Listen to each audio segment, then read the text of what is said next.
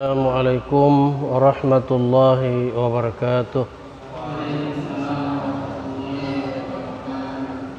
Innal hamdalillah nahmaduhu wa nasta'inuhu wa nastaghfiruh wa na'udzu billahi min shururi anfusina wa min sayyiati a'malina.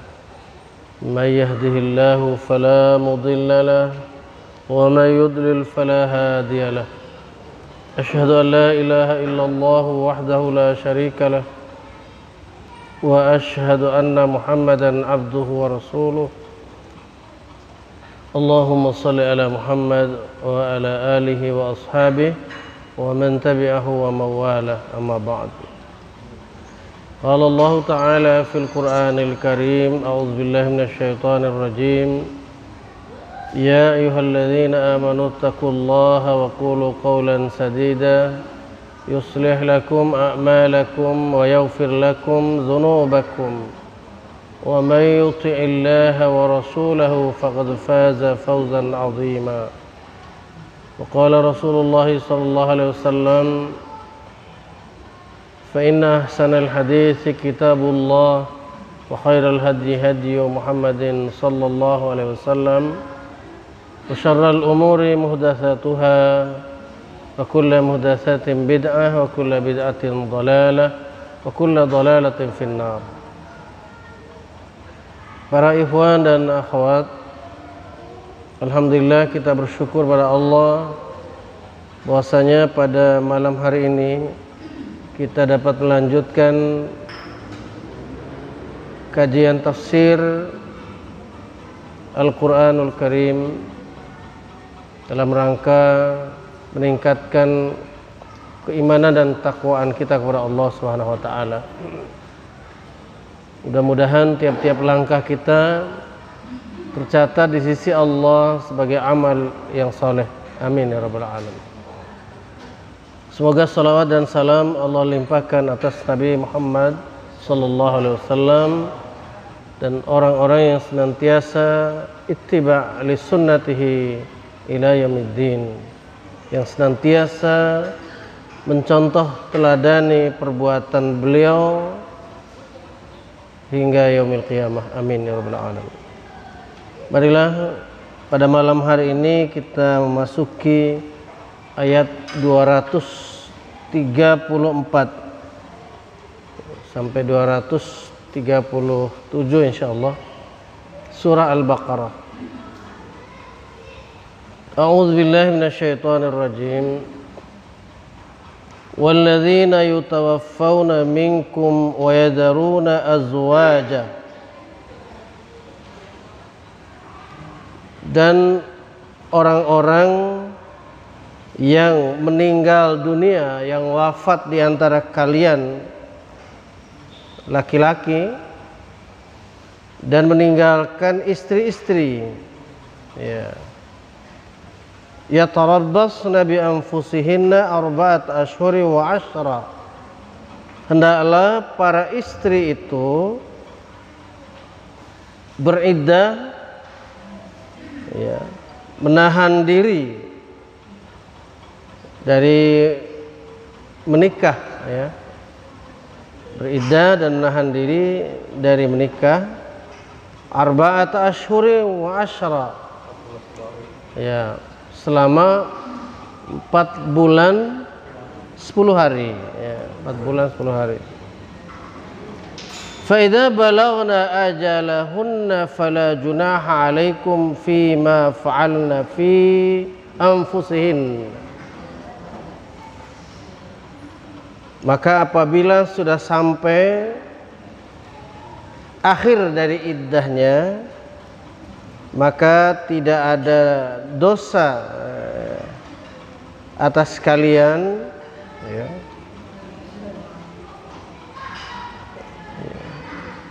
mereka melakukan, ya, apa yang ingin dilakukan untuk dirinya. Maka tidak ada dosa bagimu, itu artinya bagi para walinya maksudnya, ya, membiarkan mereka berbuat terhadap diri mereka. menurut yang mereka inginkan bil ma'ruf, dengan cara yang ma'ruf, ya, dengan cara yang baik. Wallahu bima ta'maluna khabir, dan Allah Maha mengetahui tentang apa-apa yang kalian kerjakan. Jadi ayat ini sudah jelas sebenarnya bahwa bagian pertama ayat ini menjelaskan tentang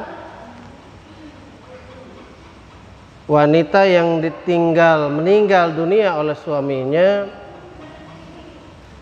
adalah wajib beriddah, ya, menahan diri, ya, menahan diri dari bersolek atau berdandan, menahan diri dari keluar rumah, bepergian maksudnya, dan menahan diri dari menerima, ya, lamaran, ya, dari laki-laki, dan juga menahan diri dari terutama menikah, ya, atau dinikahi oleh seorang laki-laki. Ya. Lama masa iddahnya adalah 4 bulan 10 hari. Jadi lama masa iddahnya. Sekaligus ini adalah merupakan masa berdukanya para wanita muslimah yang meninggal dunia suaminya. Ini masa yang paling panjang. Masa takziah, masa berduka, ya, bagi seorang istri yang meninggal suaminya adalah masa terpanjang. Ini selama 4 bulan 10 hari ini. Kemudian bagian kedua, apabila sudah sampai batas masa iddahnya, maka tidak ada dosa bagi wali mereka, ya. Bagi wali dari perempuan ini, apabila si perempuan tadi yang sudah meninggal suaminya ingin berbuat sesuatu bagi dirinya, dalam hal ini ingin berkeluarga lagi, ya, menerima lamaran dan meneruskannya dengan pernikahan.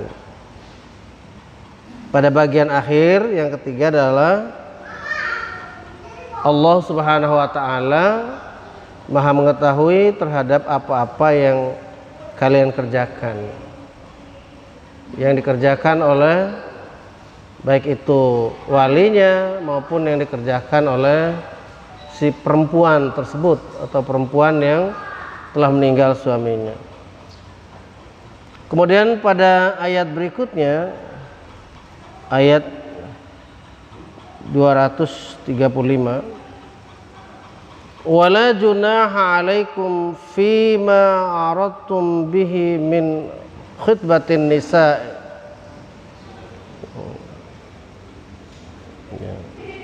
dan tidak ada dosa bagi kamu meminang, ya, atau melamar wanita-wanita itu dengan sindiran, ya. Jadi dalam keadaan masih beriddah maksudnya.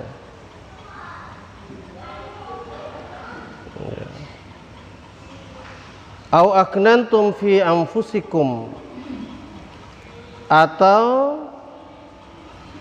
kamu menyembunyikan keinginan menikahi mereka di dalam diri kalian. Ini kata lain, ini seorang laki-laki ada perasaan kepada perempuan yang meninggal suaminya, atau dengan istilah populernya janda, ya, gitu ya. Mohon maaf ya. Ya, mohon maaf ibu-ibu ya. Ya.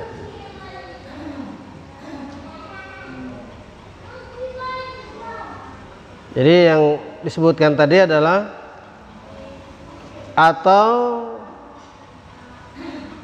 kamu punya perasaan di dalam dirimu, ya, di dalam diri kalian terhadap wanita tersebut, menyimpan rasa gitu, ingin menikahinya, itu seperti itu. Ya. Jadi bagian pertama tadi adalah tidak ada larangan untuk melamar, tapi dengan cara sindiran, tidak boleh cara langsung, ya, datang untuk mengkhitbah minang dengan cara langsung, tapi hanya sifatnya sindiran, ya. Alimallahu annakum satadkurunahun, ya. Allah tahu bahwasanya kalian akan menyebut mereka itu, wanita yang meninggal suaminya atau janda tadi. Walakin la tuwa'iduhunna sirran, akan tapi jangan kalian melakukan janji menikah secara diam-diam, ya, dengan perempuan itu, ya. Illa an taqulu qawlan ma'rufa, kecuali sekedar kalian mengucapkan perkataan yang baik. Ya, perkataan yang baik yang dimaksud adalah melamar secara sindiran tadi, ya.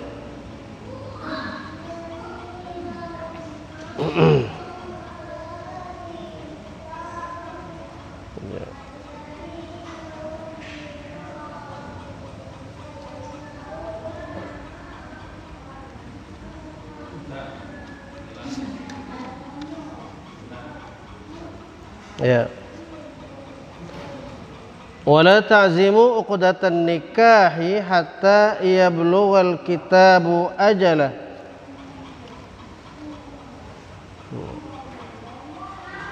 Dan janganlah kalian mengadakan atau beriktikad, ya, berjanji untuk nikah, ya,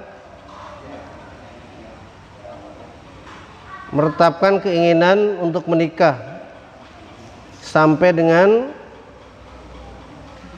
sampainya atau selesainya waktu iddah mereka, selesai iddah, ya. Berazam itu artinya bertetap hati, berkeinginan, ya. Jangan sampai berkeinginan, bertetap hati untuk berakad nikah sebelum habis iddah mereka, ya. Wa'lamu annallaha ya'lamu ma fi anfusikum fahdharuh, dan ketahuilah bahwa sesungguhnya Allah Subhanahu wa taala mengetahui apa yang ada di dalam diri kalian, maka oleh sebab itu hendaklah kalian berwaspada atau berhati-hati di dalam menetapkan keinginan, ya, ya. Atau hendaklah kamu takut kepada Allah Subhanahu wa taala. Wa'lamu annallaha ghafurun halim, dan ketahuilah sesungguhnya Allah itu ghafurun, maha pengampun lagi maha penyantun.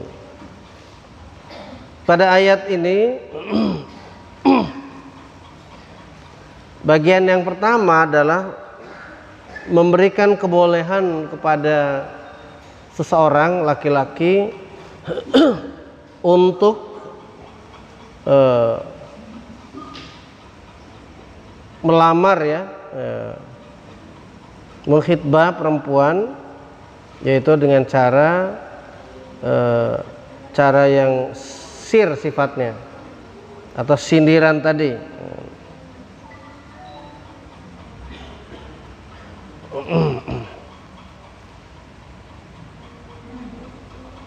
Tadi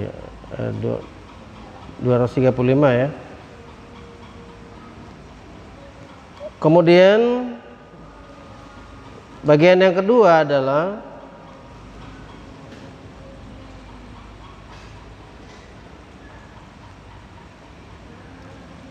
janganlah kalian berkeinginan, berazam untuk melaksanakan akad nikah di dalam masa iddah perempuan tadi, kecuali kalau sudah selesai masa iddahnya, barulah boleh melaksanakan akad nikah. Pada bagian yang akhir ini adalah merupakan peringatan dari Allah Subhanahu wa taala agar jangan sampai seseorang melanggar daripada ketentuan-ketentuan dari Allah Subhanahu wa taala. Supaya berhati-hati, supaya merasa takut pada Allah Subhanahu wa taala. Dan yang paling akhir, bahwasanya Allah Subhanahu wa taala Maha Pengampun lagi Maha Penyantun. Jadi mengampuni akan apa yang mengganggu dalam hati ya, dalam hati seorang laki-laki, pengennya cepat-cepat ya, atau boleh jadi mungkin hitungin tanggal dulu ya istilahnya ya. Nah, sudah sampai berapa bulan ini? Nah, atau kalau zaman dulu sobekin kalender terus ya. Dulu kalender sifatnya satu hari satu lembar ya, tanggalan sobekin terus ya. Ya biar cepat tipis ya. Biar cepat sampai pada batas masa iddah itu. Baik, kita lanjutkan.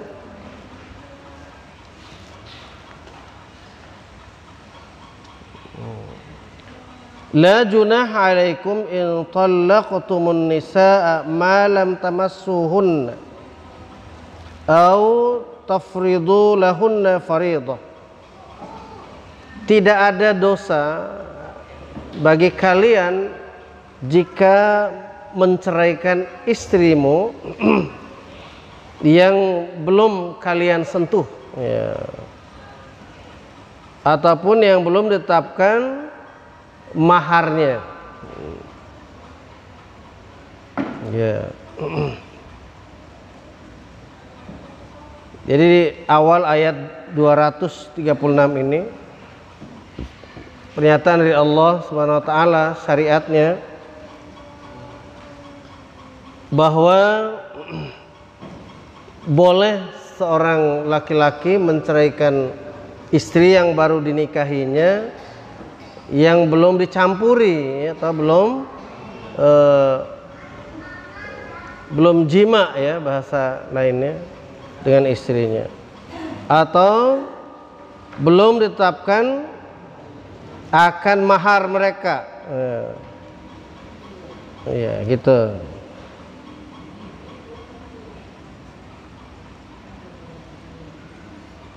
Ya. Kemudian wa matti'uhunna 'alal musi qadar wa 'alal muqtiri qadar. 'Alal musi qadaru wa 'alal muqtiri qadaru. Dan hendaklah seorang laki-laki yang menceraikan istri tadi memberikan mut'ah kepada istrinya. Orang yang mampu menurut kemampuannya dan orang-orang yang miskin menurut kemampuannya pula.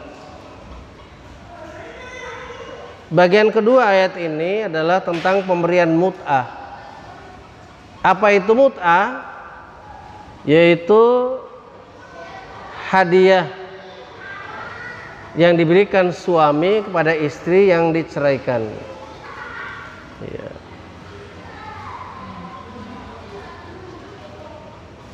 Nanti akan ada kalau sudah ditetapkan mahar sebelum terjadi campur lalu bercerai, maka ada ketentuan pada ayat berikutnya insyaallah nanti. mata'an bil ma'ruf, yaitu sebagai pemberian ya menurut yang patut atau menurut yang ma'ruf, yang baik. Jadi seperti apa pemberian yang patut itu, yang membuat hati perempuan yang diceraikan tadi ya merasa tenang ya, merasa tentram dengan pemberian itu. Dengan kata lain, pemberian ini untuk menghormati ya seorang wanita yang diceraikan tadi. Haqqan 'alal muhsinin, ini adalah merupakan ketentuan bagi orang-orang yang berbuat kebajikan, berbuat ihsan, atau orang-orang muhsin. Orang muhsin itu artinya orang-orang yang berbuat baik. Sepantasnya lah mereka ini dalam menceraikan istrinya ya, dalam ayat ini adalah menceraikan istri yang belum dicampuri, belum dukhul ya. Dan juga pada ayat ini disebutkan istri itu juga belum ditetapkan berapa maharnya, seperti itu.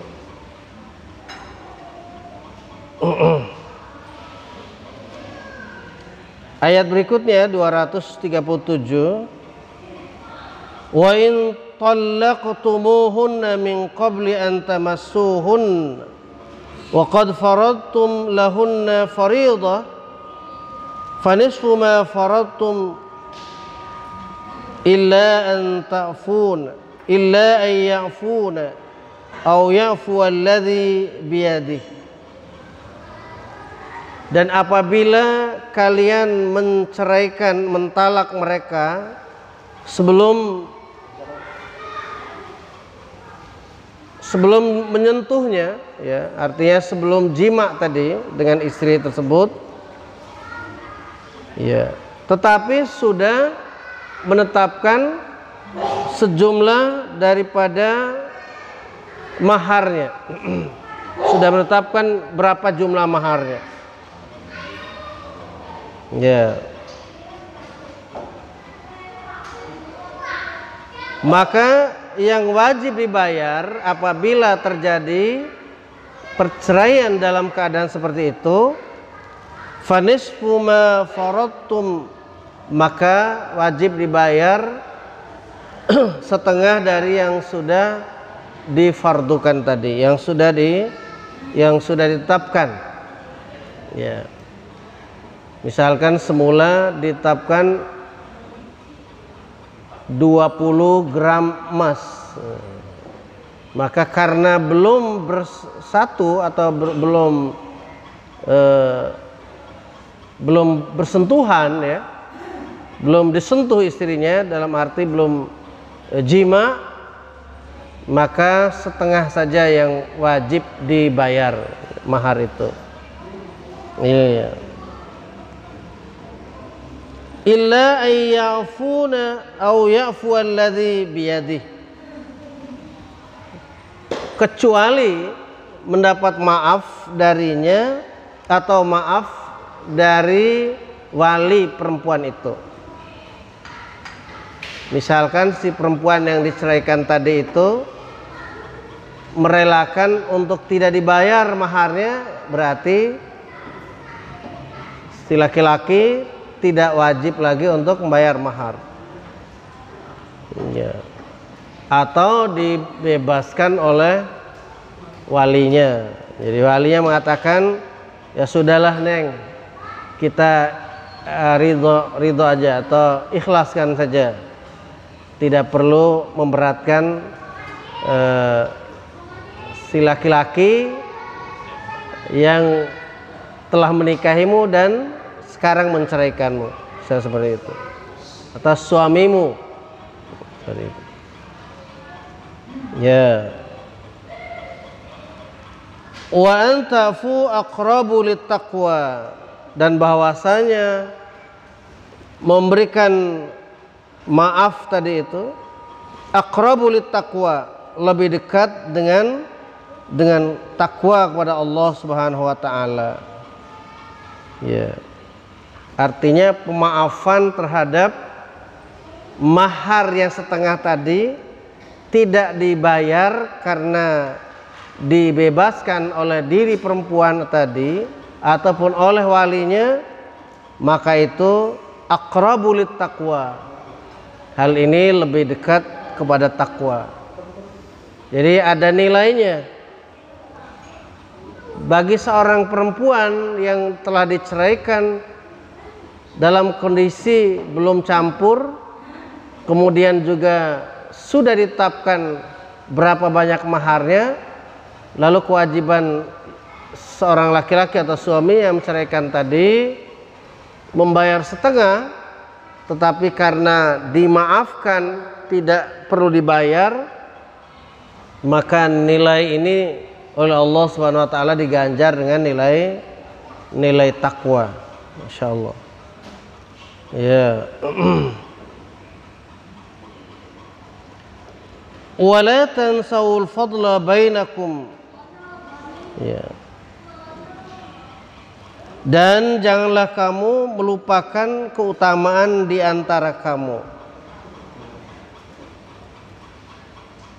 Pengertian di sini adalah baik yang pertama tadi disebut adalah keutamaan dari pemberian maaf dari pihak perempuan dan pemberian maaf dari pihak walinya. Atau bagian yang lain adalah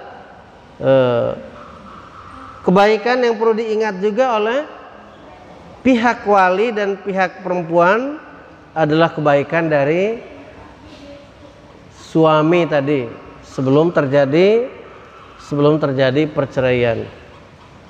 Ya. Innallaha bima ta'maluna basir. Sesungguhnya Allah Maha melihat segala apa yang telah kalian kerjakan.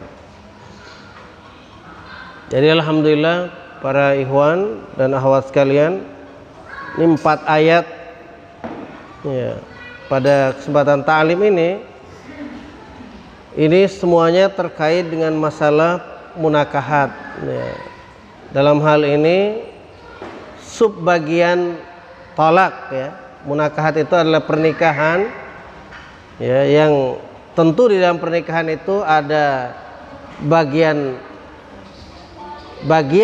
pra pernikahan yang namanya khitbah ya. Bahkan sebelumnya diawali oleh ru'yah. Ru'yah itu artinya melihat ya, yang kaitannya dengan ta'aruf ya, perkenalan antara si laki-laki dan perempuan, juga perkenalan antara keluarga laki-laki dan keluarga perempuan. Lalu dilanjutkan dengan khitbah, yaitu pinangan atau lamaran. Itu juga masuk dalam bagian munakahat. Lalu di dalam bagian lain adalah adanya ya perceraian atau talak. Yang rangkaian dari perceraian atau talak itu ada bagian iddah. Sebutan tadi iddah yaitu masa menanti. Contoh orang yang karena meninggal suaminya pada ayat-ayat tadi itu adalah iddahnya 4 bulan 10 hari. Pada kondisi perceraian yang lain ada juga namanya rujuk ya. Itu bagian dari munakahat juga. Rujuk itu artinya kembali ya. Suami kembali atau rujuk kepada istri yang telah diceraikan sebelum jatuh selesai masa iddah.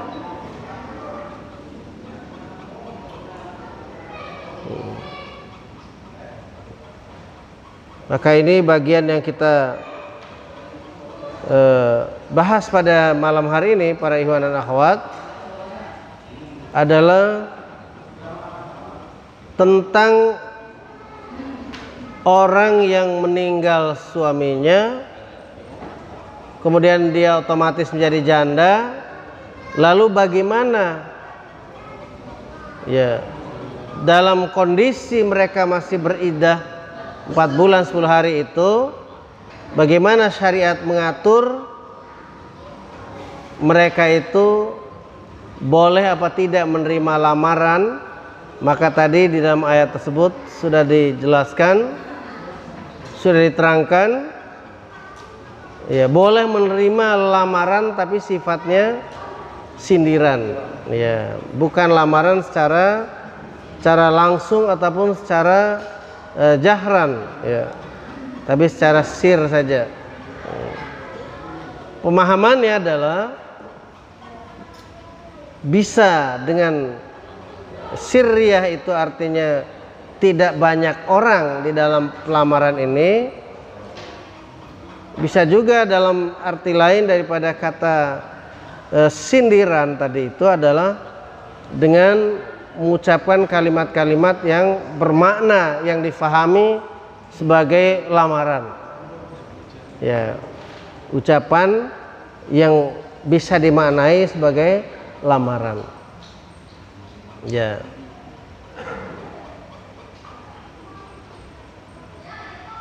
Seperti seseorang yang sudah diuji Allah Subhanahu wa taala, meninggal suaminya, lalu datang seorang laki-laki yang berkata, ya insya Allah nanti suatu saat ya akan ada orang yang datang menghampiri, ya. Jadi belum jelas bahwa dia itu akan meminang, ya. Jadi boleh jadi itu kalimat yang bisa difahami sebagai akan ada tindakan nyata berupa khitbah atau lamaran sesudah sampai masa selesainya masa iddah tersebut, atau dengan kalimat-kalimat yang lain yang lazim atau yang biasa dilakukan orang sebagai kalimat yang bermakna sindiran itu,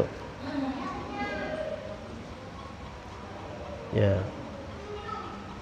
Perlu ditegaskan lagi bahwasanya di dalam ayat tadi itu ada pemberian maaf terhadap orang yang menceraikan istri yang belum dicampuri, ya. Pada ayat yang ke-237 ya tadi, ya. Nah, kalau pada 236 hanya disebutkan apabila menceraikan istri yang belum dicampuri dan belum ditetapkan mahar. Lebih jelas lagi pada ayat 237 penjelasan tentang bagian yang kedua, istri yang sudah ditetapkan mahar tapi karena belum dicampuri maka hanya wajib dibayar setengahnya, ya separuhnya, ya. Kemudian apabila mendapatkan keringanan, ya, atau maaf daripada wanita tadi atau walinya, maka terbebaslah suami yang menceraikan tadi itu dari kewajiban bayar mahar, ya. Jadi itulah para ikhwan dan akhwat, 4 ayat yang kita bahas pada malam hari ini. Mudah-mudahan Allah Subhanahu wa taala menetapkan syariat ini, menguatkan dalam pemahaman kita dan menjadi penguat iman dan takwa kita kepada Allah Subhanahu wa taala apabila hal ini dilaksanakan dan ini sudah merupakan ketentuan syariat Allah Subhanahu wa taala yang hakiki. Demikianlah hadanallahu iyyakum ajmain. Ala faminkum billahi taufiq wal hidayah. Wassalamualaikum warahmatullahi wabarakatuh.